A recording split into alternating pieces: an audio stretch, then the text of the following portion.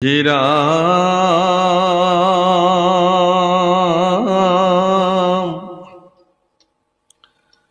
হবে পৰিহৰি চৰণ দূত তোমাৰ কৰিল সাৰ তুমি এৰিলাতে ঐ বন্ধু মাধৱ দিনতে দেখো আন্ধাৰ হে প্ৰাণনাথ নকৰায় অনাথ দান্তে ধৰু খেৰ তুলি তোমাৰ বিয়োগে অগণি এখানে দেখা মাৰে মোক পুলি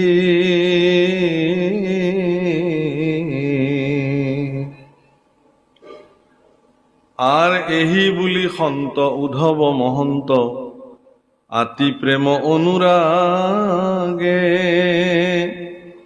অনেক কাতৰ কৰিয়া কান্দন্ত পৰিয়া কৃষ্ণ ৰৱাগে এহি বুলি সন্ত উদ্ধৱ মহন্ত উদ্ধৱক মহন্ত বুলি কৈছে সন্ত বুলি কৈছে সন্তটো আপোনালোক প্ৰভুসকল সন্ত আপোনাক হ'ব কাৰণ ঈশ্বৰ চিন্তাক নিজক সমৰ্পিত কৰিব পৰা জনকে সন্ত বুলিছে সাধু বুলিছে মহন্ত বুলিছে উদ্ধৱ তেনেকুৱা এগৰাকী মহন্ত যিজনে কৃষ্ণ সেৱা ব্যতিৰেকে তেওঁৰ জীৱনত অন্য কোনো সেৱাক তেওঁ প্ৰাধান্য দিয়া নাই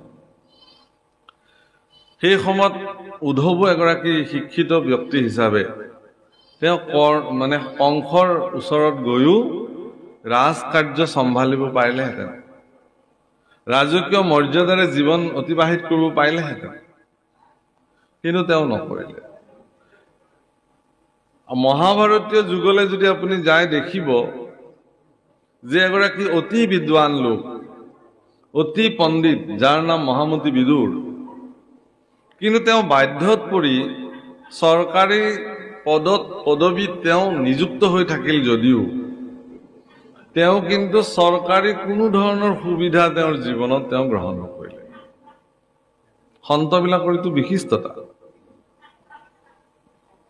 কোনো ধৰণৰ দৰমহা নললে অবৈতনিক আছিল তেওঁ প্ৰধানমন্ত্ৰী আছিল হস্তিনাপুৰত চক্ৰৱৰ্তী ৰজা প্ৰভুসকল মনত ৰাখিব চক্ৰৱৰ্তী ৰজা মহাৰাজ ধৃতৰাষ্ট্ৰৰ তেওঁ প্ৰধানমন্ত্ৰী আছিল অখণ্ড ভাৰতবৰ্ষ আজিৰ দৰে অকমান ভাৰতবৰ্ষ নহয় সমগ্ৰ জম্বুদ্বীপ অখণ্ড ভাৰতবৰ্ষ য'ত হস্তিনাপুৰ ৰাজধানী তাৰ পৰা সমগ্ৰ পৃথিৱী তেওঁলোকে পৰিচালন কৰিছিল এনেকি তেওঁৰ পত্নী গান্ধাৰীৰ গান্ধাৰ ৰাজ্যও তেওঁৰ অধীনত আছিলে গান্ধাৰ ক'ত আছিল আজিৰ কান্দাহাৰ একদম আৰৱলৈকে সেই ভূমি পৰ্যন্ত ধৃতৰাষ্ট্ৰই নিজৰ শাসনত ৰাখিছিলে তেনেকুৱা এগৰাকী প্ৰভাৱশালী ৰজাৰ প্ৰধানমন্ত্ৰীৰ দায়িত্বত থকা বিদুৰে কোনো ধৰণৰ চৰকাৰী সা সুবিধা কোনো ধৰণৰ ঘৰ মানে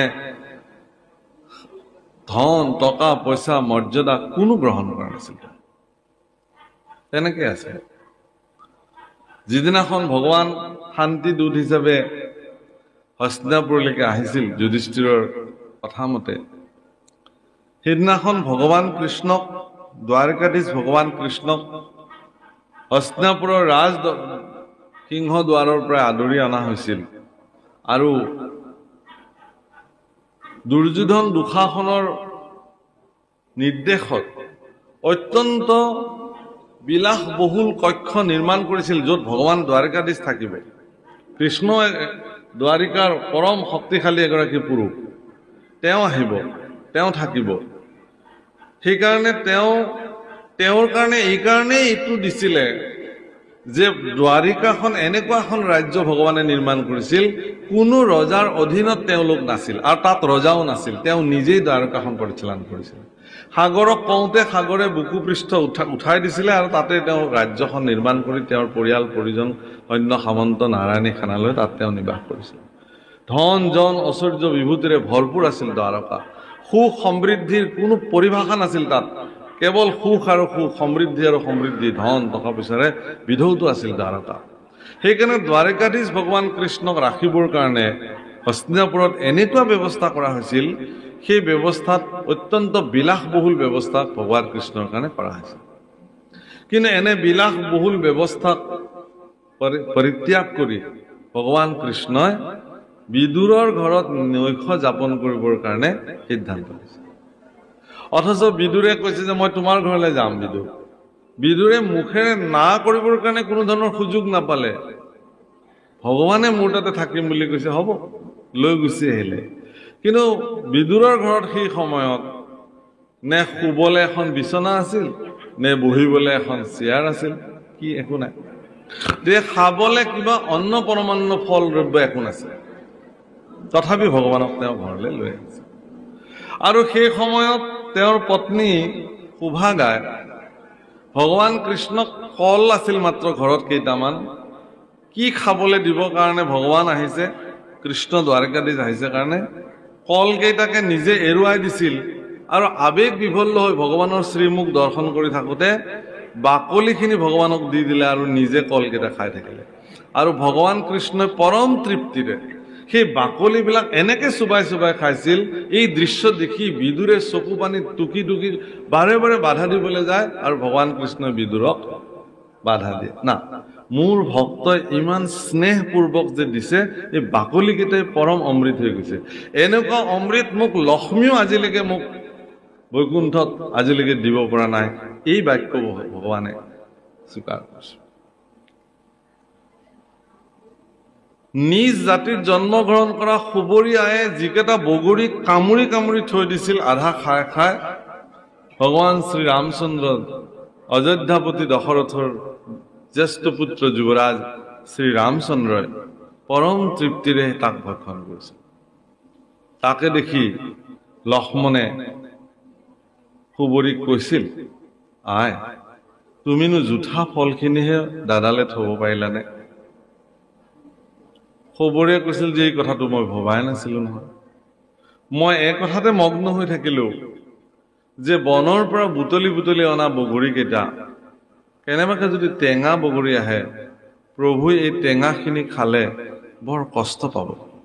গতিকে কষ্টটো ময়ে আগতে ভোগ কৰোঁ, এই বুলি যিহেতু ফলটোৰ মিঠা টেঙা তাক চয়ন কৰিব পৰা সামৰ্থ্য জিভাৰ বাহিৰতো আৰু বেলেগ নাই, গতিকে খাই চাবই লাগিব একামোৰ। গতিকে তেওঁ ক'ব নোৱাৰাকে ফলটো একামোৰ একামোৰ খাই খাই জিভাৰে আস্বাদন কৰি কেৱল অত্যন্ত সোৱাদিছ আৰু মিঠা বগৰীকেইটা প্ৰভুৰ কাৰণে থৈ দিছিল। তাৰমানে কি, বাহ্যিকতাটোত যদিও দেখিবলৈ এইটো জুঠা ফল, কিন্তু ইয়াৰ আভ্যন্তৰীণ যিটো ভাৱনা সেইটো ইমানেই উচ্চ স্তৰ যে তাক ভাবিব নোৱাৰি, তাৰ কোনো ব্যাখ্যা দিব নোৱাৰি। সেইকাৰণে প্ৰভুসকল মনত ৰাখিব আপোনালোকে এই কথাটো যে ভক্তিত বাহ্যিকতাৰ কোনো স্থানেই নাই। দেখুওৱা ভক্তিৰ ভগৱানৰ হাতত তাৰ কোনো হেৰি নাই, কামেই নাই। আপুনি অন্তঃকৰণে কি ভক্তি সাধন কৰিছে সেইটো ভগৱানৰ কাৰণে নিৰ্ণায়ক কথা। সেইকাৰণে আমি ভক্তিৰ ক্ষেত্ৰত বেছি জাহিৰ কৰিবলৈ যোৱা, দেখুৱাবলৈ যোৱাৰ যিটো বেপাৰ আৰম্ভ হৈছে, এইটোৱে সমাজক ভক্তিৰ পৰা বিচ্ছিন্ন কৰিছে। কোনোবা এজন ব্যক্তিয়ে নামঘৰলৈ জীৱনত গৈও নাপাব পাৰে, কোনোবা এজন ব্যক্তিৰ জীৱনত মঠ মন্দিৰলৈ নেযাবও পাৰে, কিন্তু তেওঁৰ অন্তৰতে যদি ঈশ্বৰ বিদ্যমান কৰি ৰাখিছে, তেওঁৰ জীৱনত কেতিয়াও যদি কাৰো অকল্যাণী কৰ্ম এটাও কৰা নাই, সকলো জীৱৰ প্ৰতি তেওঁৰ কেৱল দয়া আৰু কৰোণা দৃষ্টিৰে ভৰপূৰ হৈ আছে, তেতিয়াহ'লে তেওঁ যি ভক্তি সাধন কৰিব ভগৱানে সেই ভক্তিকহে স্বীকাৰ কৰিব। এইটো বহুত ডাঙৰ কথা। হনুমানক উপহাৰ স্বৰূপে মাতৃ সীতাই অত্যন্ত মূল্যৱান হাৰ এডাল উপহাৰ দিছিলে ৰাজসিংহাসনত বহাৰ পিছত। আৰু হনুমানে প্ৰত্যেকটো মুকুতা দাঁতেৰে কামুৰি কামুৰি এনেকে ফটাই ফটাই গোটেই মালাধাৰে বিকৃত কৰি পেলালে। কোনোবাৰ দৃষ্টিত বনৰ বান্দৰেনো মুকুতাৰ মালা কি মূল্য বুজে। কিন্তু যেতিয়া হনুমানক সোধা হ'ল, হনুমানে চাইছিল যে মই কামুৰি কামুৰি চালো ইয়াৰ ভিতৰত ৰাম আছে নে নাই, দেখিলো যে ৰাম নাই দেখোন। য'ত ৰামেই নাই তাতে মোৰ কাম নাই সেইটো বস্তু। হাম ৰাম জি কি ৰাম জি হামাৰে হায়, খুব ধুনীয়াকে ভজন গায়। মই ৰামৰ ৰাম মোৰ, মই তোমাৰ তুমি মোৰ। ভগৱানে ভাগৱততে খুব ধুনীয়াকৈ উল্লেখ কৰিছিলে, সিও ভৰিলা মোৰ ময়ো ভৰিলো তাৰ। ভগৱানৰ বাণী দেই প্ৰভু, যে একান্ত চিত্তে সম্পূৰ্ণ শুদ্ধ হৃদয়েৰে সমৰ্পিত মনোবৃত্তিৰে কল্যাণকাৰী চিন্তাৰে আপুনি যদি নিজকে ভগৱানৰ ওচৰত সমৰ্পিত কৰিব পাৰিছে, তেতিয়াহ'লে আপোনাৰ ভক্তিক ভগৱানে স্বীকাৰ কৰিব। অন্যথা আপোনাৰ কুন্তী দেৱীয়ে সদায় ৰাতিপুৱা এপাহ পুষ্প লৈ পেলাই ভগৱানৰ মন্দিৰলৈ যায়। যি পালে আৰু গা ধুই উঠি যি পালে। এদিন দেখিলে যে এপাহ সুগন্ধিযুক্ত পদুম ফুল হাতত লৈ কুন্তী দেৱী মন্দিৰলৈ আহিছে। গান্ধাৰী বোলে তুমি কলে যোৱা? বোলে মই কৃষ্ণ মন্দিৰলৈ যাওঁ, ভগৱানৰ মন্দিৰলৈ যাওঁ। গান্ধাৰীয়ে পুত্ৰ দুৰ্যোধনক কলে, বোলে দুৰ্যোধন, কাইলৈ প্ৰাতঃতে মই যেতিয়া মন্দিৰলৈ যাম, তুমি মোক সোণৰ ফুল অলপ আনি দিবা, মই ভগৱানক সোণৰ ফুলেৰে পূজা কৰিম কালি। কুন্তীয়ে যদি বনৰ পৰা ছিঙি নিয়া এপাহ পদুম ফুলেৰে পূজিলেই ভগৱান তেওঁৰ প্ৰতি ইমান সুপ্ৰসন্ন হৈ যায়, মই সোণৰ ফুলেৰে পূজা কৰিম। হ'ব, যোৱা আজ্ঞা মাতা। দুৰ্যোধনে কি কৰিলে? মাতৃৰ বাক্য পালন কৰিলে। পিছদিনা ৰাতিপুৱা কুন্তী দেৱীয়ে এপাহ পুষ্প লৈ পেলাই পূজিবলৈ যাব ওলালে, আৰু ভগৱান সাক্ষাৎ তেওঁৰ সন্মুখত আহি বিষ্ণু থিয় হ'ল, যে আই মোক ইয়াতেই দিয়া তোমাৰ পুষ্প। বোলে এইটোতো মই মন্দিৰতহে দিওঁ তোমাক। বোলে আজি বোলে মন্দিৰলৈ যাব নালাগে। বোলে কিয়? বোলে দুৰ্যোধনে এনেকে সোণৰ ফুলেৰে ঢাকি ৰখিলে, তাতে তোক সোমাবলৈ মোৰো জাগা নাই, আৰু তুমি ক'ৰ পৰা সোমাবা, সেইকাৰণে মই নোসোমালোৱে আজি মন্দিৰত। কিন্তু তোমাৰ এই যি ভক্তিযুক্ত মোক যিখিনি পুষ্প তুমি দিয়া, সেইখিনি মোৰ কাৰণে বহুত মূল্যৱান, আৰু সেইখিনিতো মই ল'বই লাগিব। সেইকাৰণে মই বাটতে ৰৈ আছো, তুমি আহিবা, তোমাৰ ভক্তিযুক্ত পুষ্পপাহ মই গ্ৰহণ কৰিম। সোণৰ ফুলেৰে একদম গুৰুআসনৰ পৰা হেৰিলৈকে যেতিয়া ঢাকি ৰাখিছে, যে ভগৱানেই সোমাব নোৱাৰে, তাত আৰু ভক্ত। তাৰমানে ইয়াৰ অৰ্থটো এইটোৱেই যে আপুনি কি দ্ৰব্যৰে ভগৱানক সন্তুষ্টি কৰিব, সেই দ্ৰব্যসমূহৰ লগত আপোনাৰ যদি মানসিকতাৰ যদি কিবা সম্পৰ্ক আছে, ভক্তি শ্ৰদ্ধা। সেইকাৰণে মানে দ্ৰৌপদী যিদিনাখন দেখিলে যে দুৰ্বাসাৰ অভিশাপত আজি সমগ্ৰ পঞ্চপাণ্ডৱ বিনাশ হৈ যাব, অদুশেষত তেওঁ ভগৱানক স্তুতি কৰিলে, হে প্ৰভু, আজি তোমাৰ বেটিৰেকে, কাৰণ মোৰ অক্ষয় পাত্ৰ আজি মই খাই ধুই থৈ দিছো। যেতিয়ালৈকে দ্ৰৌপদীয়ে অক্ষয় পাত্ৰ নোধুৱে নপখালে, তেতিয়ালৈকে সেই অক্ষয় পাত্ৰৰ পৰা যিমানে ইচ্ছা সিমানেকে তেওঁ দিব পাৰে। কিন্তু আজি এনেকুৱাহে ঘটনা ঘটিলে যে সেই অক্ষয় পাত্ৰ আজি তেওঁ ধুই পখালি ৰাখিলে। আৰু দুৰ্যোধন আৰু দুঃশাসনে দুৰ্বাসাক এনেকুৱা এটা সময়ত পঞ্চপাণ্ডৱৰ ওচৰলৈকে প্ৰেৰণ কৰিলে যে আমাৰ ভাইকেইজন বনবাসত আছে, তুমি খবৰলৈ আহা। আৰু দুৰ্বাসা আহি কিনে কলে যে যুধিষ্ঠিৰক কবা আমি আহি আছো স্নান কৰিবলৈ, খোৱাৰ প্ৰবন্ধ কৰিব লাগিব। ভগৱান কৃষ্ণ আহি ওলাল, আহি দ্ৰৌপদীক সুধিলে, বোলে কি হৈছে তোমাৰ? বোলে মোৰ এনেকুৱা এনেকুৱা। বোলে তোমাৰ কি হৈছে সেইবোৰ মই পিছত শুনিম, মোৰ বুঢ়াত ভোক লাগিছে, আগতে মোক খাবলৈ দিয়া। বোলে প্ৰভু সমস্যা সেইটোৱেই। বোলে মই সেইবোৰ সমস্যা পিছত শুনিম, প্ৰথমতে মোৰ ক্ষুধাটো তুমি নিবাৰণ কৰা, নিবৃত্তি কৰা। কান্দিব ধৰিলে চৰণত পৰি, যে প্ৰভু মোৰ যি ক্ষমতা, এগৰাকী যজ্ঞত জন্ম হোৱা যাজ্ঞসিনী দ্ৰৌপদীৰ যি ক্ষমতা, প্ৰভুসকল আইসকল, দ্ৰৌপদী জনী সম্ভৱা নহয়, কোনো মাতৃৰ গৰ্ভত তেওঁৰ জন্ম হোৱা নাই, যজ্ঞৰ কুণ্ডত যাৰ জন্ম হৈছে যাজ্ঞসিনী। গতিকে তেনেকুৱা শক্তিশালী এগৰাকী নাৰী, যি দ্ৰৌপদীৰ কেশত দুৰ্যোধনে ধৰিলে কাৰণে, দুঃশাসনে ধৰিলে কাৰণে গোটেই 100 পুত্ৰ বিনাশ হৈ গ'ল পাণ্ডৱ কৌৰৱ। ইমান শক্তিশালী নাৰী দ্ৰৌপদী। মানে শালংকৃতা বৰনাৰীবিলাকে সদায় কেশ বান্ধি ৰাখে মানে সংযমতাৰে। এবাৰ লক্ষ্মী আহে, কি দেৱী ৰুক্মিণী আৰু ভগৱান কৃষ্ণ এনে কথা পাতি আছিল। সেই সময়ত ৰুক্মিণী আয়ে চুলি ধুই পেলাই ঘৰৰ ভিতৰতে চুলিৰ প্ৰসাধন কৰি আছিল। আৰু ভগৱান অন্তঃপুৰত গৈ খুব চলে পৰিহাসে ৰুক্মিণীক এনেকুৱা কিছুমান কথা ক'লে, সেই কথাত ৰুক্মিণী মুধাচুত হৈ গ'ল, বেহুচ হৈ গ'ল শুনি শুনি। যেতিয়া বেহুচ হৈ পৰি গ'ল, তেতিয়া ভগৱান কৃষ্ণই তেওঁক পৰি নোযোৱাকে ধৰিলে। কিন্তু সেই সময়ত ৰুক্মিণীৰ চুলি খোলা আছিলে, আৰু এগৰাকী মহিয়সী নাৰীৰ চুলি, খোল খাই যোৱা চুলি মাটিত পৰিব কাৰণে, মাটিত পৰিলেই অনৰ্থ হ'ব, মাটিত পৰিব নোৱাৰে। সেইকাৰণে ভগৱানে তৎক্ষণাৎ চতুৰ্ভুজী ৰূপ ধাৰণ কৰি দুখন হাতেৰে ৰুক্মিণীক ধৰিছিল আৰু দুখন হাতেৰে কেশ বান্ধি সংযত কৰি ৰাখিছে। প্ৰভু অকল মনত ৰাখে। আজিকালি ফেশ্বন হৈছে চুলি মেলি ফুৰা, সেইটো বেলেগ কথা বাৰু, কিন্তু শালংকৃতা বৰনাৰীসকলে কেশ বন্ধন কৰি ৰাখে।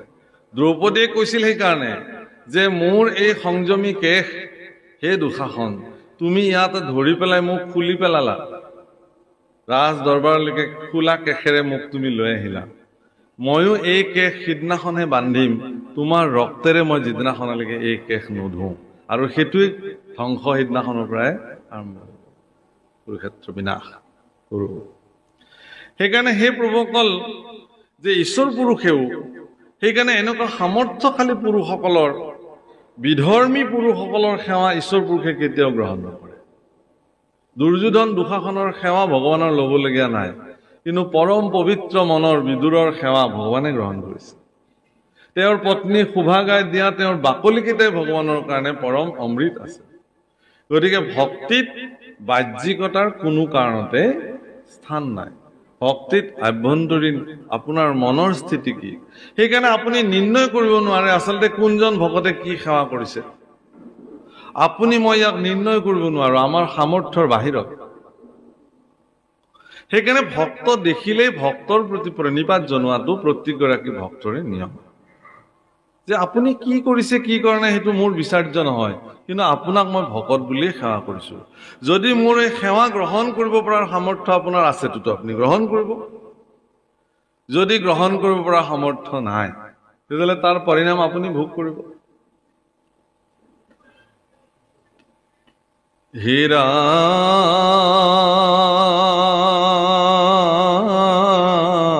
মৰা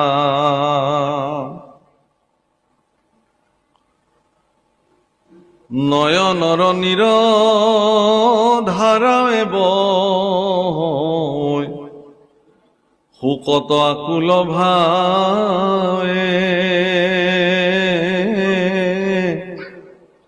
কত কাকুতি কৰিয়া কান্দন্ত,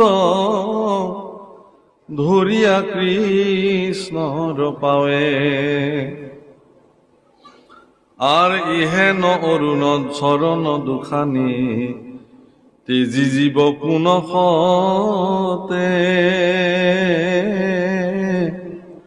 মাধৱ বান্ধৱ নৱধা সমূলি, নিয়োগ মোক লগতে।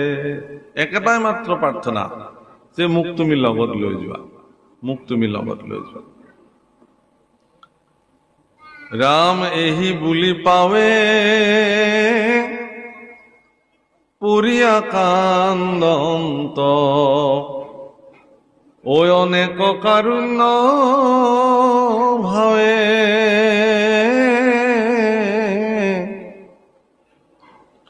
দশ দিশে দুখে দেখন্ত আন্ধাৰ, চেতন নাই কে গাৱে। অস্থিৰ হৈ গ'ল উদ্ধৱ, ব্যাকুল হৈ গ'ল, ধৈৰ্যহীন হৈ যাবলৈ যেন পৰিস্থিতি। কি হ'ব এতিয়া যদি মোক লগত লৈ নাযায় ভগৱানে? তেওঁ যদি অকলে গুচি যায় তাহলে মোৰ অৱস্থা কি হ'ব? মই কাক লৈ জীয়াই থাকিম? আজিৰ পৰা মই কাৰ কৰ্ম সাধন কৰিম? হে ৰাম ভকতৰ দুখ দেখি ভগৱন্ত ভৈলন্ত নেত্ৰ সজল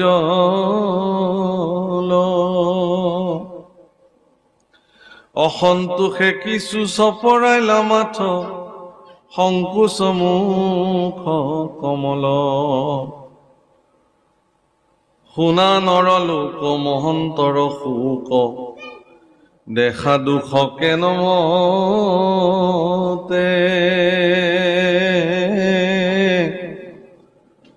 ধন জন যত জীবন যৌবন জানা হবে অশাশ্বত।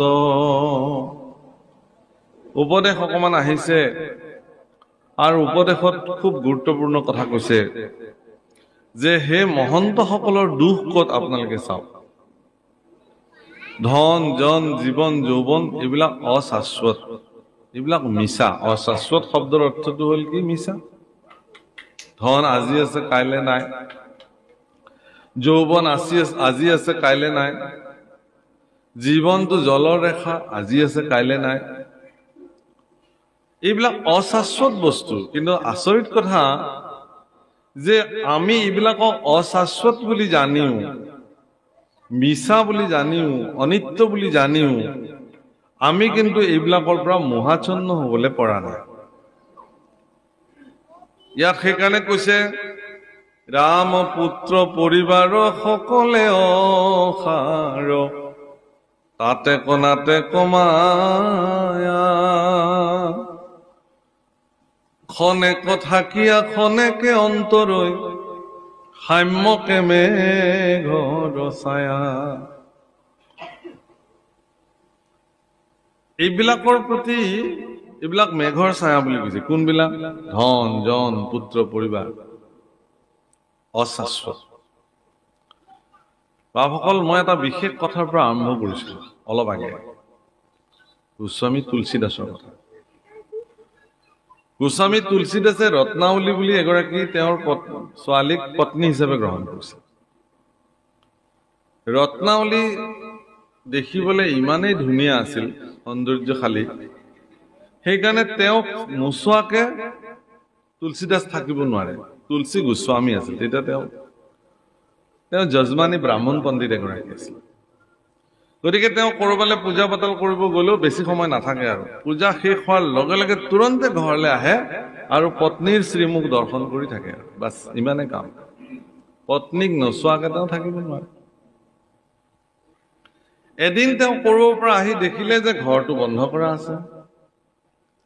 ঘৰ খুলি গৈ পত্নীক ইফালে মাতিলে, ৰত্নাৱলী ৰত্নাৱলী নাই, নেদেখে। ওচৰৰ মানুহ সুধিলে যে আমাৰ ৰত্নাৱলী ক'ত গ'ল? বোলে মাকৰ ঘৰলৈ গ'ল, দেউতাকে তেওঁক নিবলৈ আহিছিলে, লৈ গুচি গ'ল আৰু আমাক কৈ গৈছে যে তেওঁ আহিব সোনকালে, কিবা এটা বিশেষ কামত গৈছে। বাছ এইখিনি কথা শুনিবলৈহে পালে তুলসী গোস্বামীয়ে জোৰে বস্তুটোতে থৈ চিধা একদম শহুৰেকৰ ঘৰলৈ বুলি বাট পোনালে। বিৰাট প্ৰচণ্ড ৰ'দ, গোটেই দিনটো ৰ'দে ৰ'দে খোজ কাঢ়িছে। অলপ পিছত প্ৰচণ্ড বৰষুণ আহিলে। বৰষুণত তিতি তিতি গতি কিন্তু অৱৰুদ্ধ, গৈয়ে আছে, ৰোৱা নাই। বৰষুণ কাৰণে যে কৰবাত জিৰাব, ৰ'দ কাৰণে যে কৰবাত ছাঁ ল'ব, এনে নাই, গৈ আছে। পত্নীক দেখিব লাগে সোনকালে। গৈ গৈ এটা প্ৰচণ্ড নদী দেখিছে, বাৰিষা, ভৰ বাৰিষা। সেই নদী সাঁতুৰি পাৰ হৈ দিছে, কবই নোৱাৰে। আৰু এনেকে গৈ গৈ পুৱতি নিশা গৈ পত্নীৰ ঘৰ পাইছে। শহুৰে ঘৰ ওখ বেৰ আছিলে, বেৰ পাৰ হৈ গৈ পেলাই দুৱাৰত টোকৰ দিছে। দুৱাৰ খুলি শহুৰেকৰ মানুহ দেখে যে তুলসী গোস্বামী। আৰে জোঁৱাই, কিয় তুমি এনেকে আহিলা? কৈছে ৰত্নাৱলীক নেদেখি মই থাকিব নোৱাৰিলো আৰু মই তেনেকে গুচি আহিলো। চবে দেখিলে শহুৰেকৰ মানুহটো ভালে পায় যে জোঁৱায়েকে তেওঁলোকৰ ছোৱালীজনীক ইমান ভাল পায়, সেইটোতো ভাল লগাই কথা সদায়। কিন্তু ৰত্নাৱলী এটা ডাঙৰ কথা কৈ দিলে যে এনেকুৱা অনুৰাগ এনেকুৱা প্ৰেম আপোনাৰ যদি ৰামৰ প্ৰতি হ'লহেঁতেন, এনেকুৱা দুৰ্বাৰ গতিৰে যদি আপুনি প্ৰভু প্ৰাপ্তিৰ কাৰণে যদি জীৱনত কৰ্ম কৰিলেহেঁতেন, তেতিয়াহ'লে আপুনিতো প্ৰভুক পায়ে গ'লহেঁতেন সাক্ষাৎ বুলি ক'লে। আৰু এই কথা শুনাৰ পিছত তুলসী গোস্বামী দৃঢ় মন হৈ গ'ল। তুমি সঁচা কথা ক'লা হে ৰত্নাৱলী। মই যদি তোমাৰ কাৰণে ইমান অনুৰাগী নহয় বোলে ঈশ্বৰৰ প্ৰতি অনুৰাগী হলোহেঁতেন, ঈশ্বৰক পাবৰ কাৰণে যদি ৰ'দ বৰষুণ কাটি কৰি যদি তেওঁক পাবৰ কাৰণে কৰ্ম কৰিলোহেঁতেন, মই আজিয়ে এই মুহূৰ্ততে সংকল্প ললো। ব্ৰাহ্মণ আছিলে, হাতত জল ললে, এনেকে সংকল্প লৈ পানী এৰি দিলে যে এই মুহূৰ্তত মই সকলো পৰিত্যাগ কৰিলো আৰু প্ৰভু প্ৰাপ্তিৰ সাধনাত আজিৰ পৰাই খোজ ললো। এই বুলি পিছুৱাই 2 খোজ পিছুৱাই আহি অৰণ্যলৈ গতি কৰিলে। আৰু সেই গোস্বামী তুলসীদাসে যেতিয়া ৰামৰ কথা কৈছিলে, সেই ৰামৰ কথা শুনিবৰ কাৰণে সাক্ষাৎ প্ৰভু ৰাম আৰু লক্ষ্মণ দুটি শিশু বালক হিচাপে সন্মুখত বহি থাকিছিল তেওঁৰ চৰিত্ৰ শুনিবৰ কাৰণে। হনুমান সাক্ষাৎ মূৰ্তিমান হৈ ছদ্মবেশেৰে তাত ৰামৰ কথা শুনিবৰ কাৰণে বিদ্যমান হৈ থাকিছিল। আৰু ৰাম আৰু লক্ষ্মণ শিশু অৱস্থাত আহি পেলাই তেওঁৰ কথা শুনি থাকে। আৰু সদু শেষত গোস্বামী তুলসীদাসৰ হাতেৰে এটি চন্দনৰ তিলক ল'বৰ কাৰণে তেওঁলোকে ৰৈ থাকিছিল। এদিন খুব কান্দিছে তেওঁ কান্দিছে। আৰু শিশুৰূপী ৰাম আৰু লক্ষ্মণে গৈ গোস্বামী তুলসীদাসক কৈছে যে হে মহাৰাজ, হে ঋষিবৰ, আমাক এটি তিলক দিয়া, চন্দনৰ তিলক। হ'ব আৰু তোমালোকে কাৰোবাৰ পৰা লোৱা, আৰু মোক আৰু আমনি নকৰিবা। এইবুলি আকৌ কান্দিছে। কৈছে তোমাৰ ইমান দুখ কিহৰ কাৰণে? কৈছে যে মই ইমান সাধনা কৰিছো, মই প্ৰভুক দেখা নাই, মই কেতিয়া দেখিম প্ৰভু? এই দুখতে। তেতিয়া শিশু দুটাই তেওঁক সুধিছে যে তোমাৰ প্ৰভু ইমান কঠোৰ নে? তোমাৰ ভগৱান ইমান কঠোৰ নে? তুমি ইমান সাধনা কৰাৰ পিছতো তোমাক দেখা নিদিয়ে? কৈছে নাই নাই নাই, এইটো কথা নকবা। মোৰ প্ৰভু দয়াৰ সাগৰ, মোৰ প্ৰভু কৃপা সিন্ধু। মই হয়তো সাধনা কৰিব জনা নাই, সেইকাৰণে তেওঁ প্ৰভুৰ গাত দুখ নাই। তেনেকে নকবা, মোৰ প্ৰভু কৰোণা সিন্ধু। যি কি নহওক প্ৰভুসকল, এই যে ভাগৱতত মহাপুৰুষে এই কথা কলে যে পুত্ৰ কন্যা এইবিলাক মেঘৰ ছায়া, সেই বুলি আপোনালোকে এইবিলাকক অনাদৰ কৰিব নেকি? যে আজিতো ভাগৱতত শুনিলো, গতিকে আজিৰ পৰা আৰু সন্তানৰ খবৰ নলওঁ, যি হয় তাকে হ'ব, খালে খাব নাখালে নাই, আমি ঈশ্বৰ সাধনা কৰোঁ। মহাপুৰুষে আপোনালোকক এইটো কথাই সোঁৱৰাইছে যে আপোনালোকৰ সতি সন্ততিক এনেধৰণে সংস্কাৰিত কৰক, আপোনাৰ স্ব উপাৰ্জিত ধন সম্পত্তিক আপুনি এনেধৰণে সংৰক্ষিত কৰক বা এনেধৰণে জগতত প্ৰয়োগ কৰক, যাতে আপুনি ভৱিষ্যতে ক'বলগীয়া নহয় যে মই এনেকুৱা সন্তান জন্ম দিলো যাৰ কাৰণে মই আজি অশান্তিত ভুগিছো। কিন্তু আপোনাৰ সন্তানৰ কৃতকাৰ্যতাই যদি জগতত কল্যাণকাৰী প্ৰভাৱ পেলায়, তেতিয়াহ'লে আপুনি নিজকে সিদিনাখন গৰ্ব অনুভৱ কৰিব যে মোক ভগৱান, তুমি যে মোক সন্তান দিছিলা, এই সন্তানৰ কাৰণে মই আজি নিজকে ধন্য মানিছো। অৰ্থাৎ সিদিনাখন সন্তান আপোনাৰ কাৰণে কল্যাণকাৰী হ'ব। যদি আপোনাৰ দ্বাৰা উৎপাদিত সন্তান যদি জগতৰ অকল্যাণকাৰী হয়, দুষ্ট অনাচাৰী হয়, সিদিনাখন কিন্তু সন্তান আপোনাৰ কাৰণে মেঘৰ ছায়া হ'ব, তাতক নাটক মায়া। তেতিয়া আপুনি নিজেই ক'ব যে এইবিলাক এনেই মই জন্ম দিলো জগতত, ইহঁতৰ পৰা একোৱেই কামত নাই। যি কি নহওক প্ৰভুসকল,